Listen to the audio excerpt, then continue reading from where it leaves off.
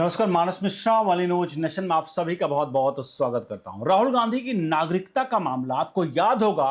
Justice Subhash विद्यार्थी जिन्होंने पूरे केस की सुनवाई की और उस केस को आखिरी पड़ाव तक लेके गए और फैसला यहां तक सुना दिया कि राहुल गांधी के ऊपर एफआईआर होगी और सीबीआई की इस पूरे मामले को सीबीआई को सौंपा जाएगा।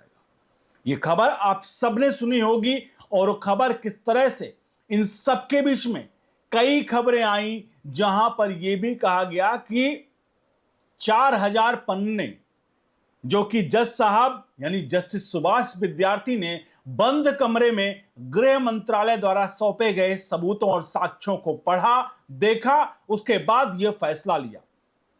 लेकिन अंततः क्या हुआ आप सभी जानते हैं। उन्होंने फैसले को सुनाने के बाद इस पूरे मामले से अपने आप को अलग कर दिया। आपको मैं दिखाने जा रहा हूं पूरी की पूरी खबर कि आखिरकार इस मामले में अब क्या हुआ है, क्योंकि यह मामला नए जज साहब के पास पहुंचा था और अब क्या अपडेट है और क्या यह पूरा मामला था। क्या वाकई में राहुल गांधी अगर विदेशी नागरिक हैं या कभी थे और उस दौरान उन्होंने भारत की नागरिकता लेकर के अगर इस तरह से काम किए हैं तो जाहिर सी बात है बड़े सवालिया निशान है। लेकिन सबके बीच लिए चलता हूं पूरी खबर की तरफ। अनुरोध करेंगे वीडियो के कमेंट बॉक्स में अपनी राय प्रतिक्रिया जोड़ दीजिएगा और वीडियो को लाइक शेयर जरूर करेगा। आपको क्या लगता है, अगर कोई व्यक्ति विदेशी है और हिंदुस्तान में रह करके वो लीडर ऑफ अपोजिशन के पद पर कैसे बना रह सकता है, एलओपी के पद पर? आखिरकार ये देश के साथ क्या विश्वासघात नहीं है, जहां कोर्ट में भी जज साहब दस्तावेज देखने के बाद सीबीआई जांच और एफआईआर तक के आदेश देते हैं? इसका मतलब साफ है कि दाल में तो पूरा काला है। चलिए हम आपको दिखाते हैं पूरी खबर। सबसे पहले हम आपको साक्ष्य दिखाते हैं। वो साक्ष्य है कि आखिरकार ये पूरा मामला सबसे पहले उठा कहां पर। ये आपके सामने दिख रहा है, ये है बैकअप्स लिमिटेड। यही कंपनी राहुल गांधी ने बनाई थी 2003 में और इसी कंपनी में राहुल गांधी ने अपनी ब्रिटिश की नागरिकता दी थी। देखिए आपके सामने लिखा है नीचे, यहां पर ब्रिटिश राहुल गांधी ब्रिटिश नागरिक, साफ तौर पर देखिए डिटेल नेशनलिटी में लिखा हुआ नीचे ब्रिटिश नागरिक कंपनी डायरेक्टर, और यहां पर एड्रेस ब्रिटेन का दिया गया है साफ तौर पर और राहुल गांधी यहां पर नाम है। और यही दस्तावेज राहुल गांधी के गले की फांस बने हैं और इसी दस्तावेज के जो सपोर्टिंग लगभग बताए जा रहे हैं 4000 पेज का दस्तावेज गृह मंत्रालय ने सौंपे थे कोर्ट के सामने और बंद कमरे में इस पर सुनवाई हुई है। और यही मामला आपको बता दें, ये मामला आप कोई भी समझे कि बहुत ही ज्यादा आसान है और बहुत ही ज्यादा क्या फर्क पड़ता है, कोई विदेशी है। सबसे बड़ा सवाल यह है कि लोग कहें कि झूठा आरोप है, लेकिन ये जो आरोप है ये कंपनी एक्ट, किसी भी देश की कंपनी जो है अगर वहां कोई फर्म खोलता है तो अपने नागरिकता या अपने जो वसूलों के खिलाफ कोई भी गद्दारी नहीं करेगा। ब्रिटेन में जिस तरह की कार्रवाई, ब्रिटेन में जिस तरह के दस्तावेज राहुल गांधी ने सौंपे थे, ब्रिटिश नागरिकता बताई थी, तभी इनका ब्रिटिश नागरिकता वहां लिखा हुआ है। इसलिए कोई यह कहे कि छोटी मोटी भूल है, चूक है, तो भूल और चूक कहने वाले कतई ये ना सोच लें कि ये भूल और चूक है, क्योंकि अगर कहीं भी आप कंपनी खोलते हैं, भारत में भी अगर कंपनी आप खोलेंगे तो आपको सपोर्टिंग डॉक्यूमेंट्स देना पड़ेगा। अगर जहां आप टिक लगाते हैं कि नेशनलिटी इंडियन, तो तुरंत आप दिखाते हो कि भैया ये देखो मेरे पास ये प्रमाण पत्र, ये वाला प्रमाण पत्र जिससे मैं भारतीय हूं। यूं ही नहीं आप इंडियन लिख सकते हैं। उसी तरह ब्रिटेन में जब राहुल गांधी ने कंपनी खोली बैकअप्स लिमिटेड, तो जाहिर सी बात है राहुल गांधी ने भी साक्ष्य सौंपे होंगे और ये साक्ष्य बता रहे हैं कि यहां पर डॉक्यूमेंट जो दिखा रहा है राहुल गांधी का बैकअप्स लिमिटेड में ब्रिटिश नागरिकता साफ तौर पर दर्शा रहा है कि हां राहुल गांधी ने कुछ बड़ा कांड किया है। और कई लोग ये सवाल हो सकता है किसी के मन में आ रहे क्या फर्क पड़ता हो, ब्रिटिश नागरिकता है तो राहुल गांधी राजीव गांधी का ही तो बेटा। सवाल आपका सही है, राहुल गांधी ही राजीव गांधी का बेटा है। एक बार आप जाकर के किसी देश की नागरिकता ले लीजिए, सवाल आपसे है, आप अगर हिंदुस्तान में रहते हैं, एक बार जाकर के आप दूसरे देश की नागरिकता लेकर के आप आकर के यहां पर पे और कहिए कि हम एक बार वोट डालेंगे, ये तो चुनाव लड़के leader of opposition of parliament बन गए हैं, एक बार आप कहिए कि मैं वोट भी डालूंगा, देखिए आपके साथ क्या होगा।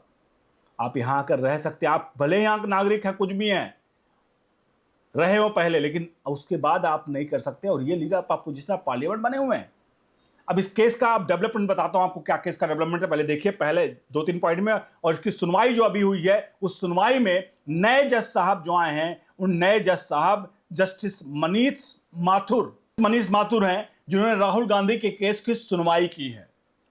तो इन्होंने क्या इस पूरे मामले पर अभी क्या आया है, पहले इस केस में जो डेवलपमेंट है उसकी बैकग्राउंड जरा देख लेते हैं आपके साथ। जो मैं 4000 पन्नों का जिक्र करता, इसमें लिखा देखिए, इलाहाबाद हाईकोर्ट के लखनऊ बेंच ने राहुल गांधी को कथित ब्रिटिश नागरिक मामले में एफआईआर दर्ज करने का आदेश दिया था, जिस मामला फुस होने के बजाय अब गहरा गया है और गृह मंत्रालय अधिकारियों का अदालत के बंद कमरे पर 4000 से अधिक पन्नों के सबूत जिसके बाद यह आदेश आया था।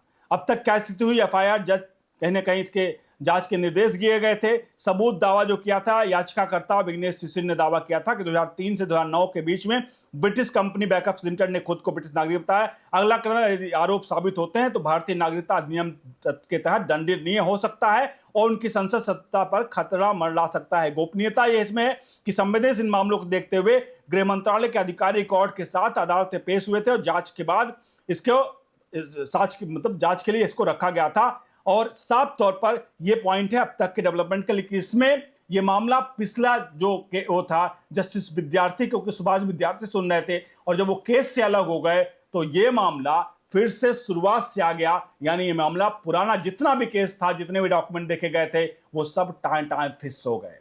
तो अब मामला आया आपके सामने, देखिए नया डेट आई थी, उसके बाद सुनवाई क्या, आप देखिए जरा। ये देखिए हिंदुस्तान टाइम्स में लिखा था, justice Manish Thakur will be now here Rahul citizenship case next hearing on May 7। यह खबर आई थी कि May 7 को सुनवाई होगी राहुल गांधी के केस की। अब आखिरकार इस केस का इंप्लीमेंट क्या, यानी कि जस्टिस जो है यहां पर जस्टिस माथुर ने क्या सुनवाई की, क्या फैसला आया, वो उस पर जाते हैं आपके सामने। 7 मई 2026 को सुनवाई हुई और कोई बड़ा अंतिम आदेश नहीं आया। उपलब्ध रिपोर्ट के अनुसार मामला जस्टिस माथुर की बेंच के सामने सूचीबद्ध था, लेकिन सार्वजनिक तौर पर एफआईआर दर्ज करने या केस खारिज करने जैसा कोई निर्णायक आदेश सामने नहीं आया है। अभी तक की स्थिति जो सामने आई उसमें केस अभी भी लंबित है। राहुल गांधी के खिलाफ एफआईआर पर अंतिम फैसला नहीं हुआ है। पहले एफआईआर जो दर्ज करने का मौखिक आदेश आया था उसे रोक लिया गया था। 7 मई की सुनवाई के बाद सोशल मीडिया में कोई विस्तृत ऑर्डर की कॉपी नई तारीख की व्याख्या रूप में यहां पर रिपोर्ट नहीं हुई है। यानी फिलहाल मामला सुनवाई जारी स्थिति है और कोर्ट के अंतिम रुख अभी आना बाकी है। अब एक बात तो तय है, क्योंकि जस्टिस जो विद्यार्थी थे उन्होंने बहुत दिन तक एक केस देखा था। एक बात तो तय है कि केस देखा था, उन्होंने अलग कर लिया अपने आप को, लेकिन एक बात तो तय है कि जो याचिका करते हैं याचिकाकर्ता नहीं हटे हैं। याचिकाकर्ता विघ्नेश शिशिर ही है। तो याचिकाकर्ता को क्या करना है ये पता है। जज साहब भले नए बदले, लेकिन याचिकाकर्ता जो साक्ष्य उनके सामने रखे थे वही साक्ष्य फिर जाएंगे, गृह मंत्रालय फिर आएगा और फिर से राहुल गांधी पर गाज गिरनी तय है। लेकिन कब तक आखिरकार कोई डेयरिंग जज आएगा जो डरेगा नहीं। आखिरकार जज आशीष विद्यार्थी जो पहले उन्होंने केस छोड़ा था, किस वजह से छोड़ा था, उन्होंने कहा था सोशल मीडिया पर याचिकाकर्ता विघ्नेश शिशिर ने लिखा इस वजह से मैं केस छोड़ रहा हूं, राजनीतिकरण हो रहा था।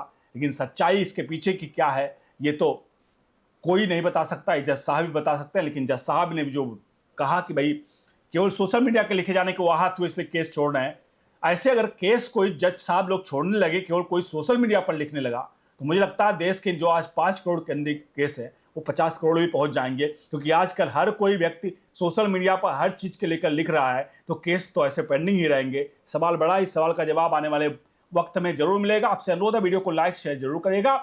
बने रहिए वर्ल्ड न्यूज़ नेशन के साथ। बहुत बहुत धन्यवाद।